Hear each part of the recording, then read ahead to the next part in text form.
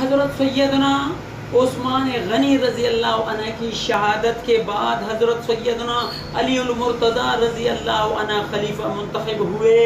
آپ رضی اللہ عنہ کے دور میں بے شمار فتنوں نے سر بلند کیا، لیکن امیر المومنین حضرت سیدہ عائشہ صدیقہ رضی اللہ عنہ کے ساتھ جنگ جمل کا واقعہ پیش آیا.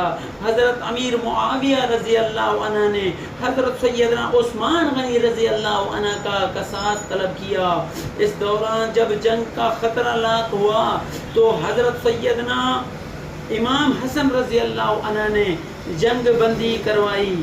ماہ رمضان المبارک 40 ہجری میں ایک خارجی نے حضرت سیدنا علی المرتضیٰ رضی اللہ عنہ پر قاتلانہ حملہ کر دیا.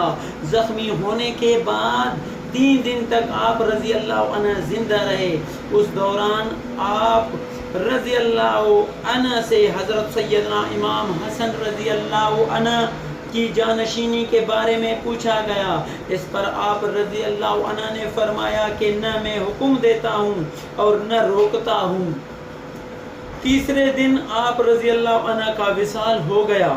آپ رضی اللہ عنہ کی تجہیز و تدفین سے فارغت کے بعد کوفے کی جامع مسجد میں حضرت سیدنا امام حسن رضی اللہ عنہ کی خلافت پر بیعت ہوئی.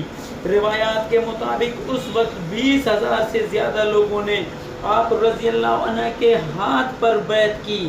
حضرت امیر معاویہ رضی اللہ عنہ نے آپ رضی اللہ عنہ کی خلافت کو تسلیم کیا اور عراق کی طرف فوجی پیش قدمی شروع کر دی. اس وقت حضرت سیدنا امام حسن رضی اللہ عنہ کوفے میں تھے.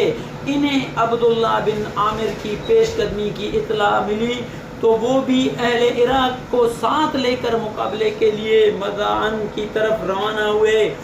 صحابہ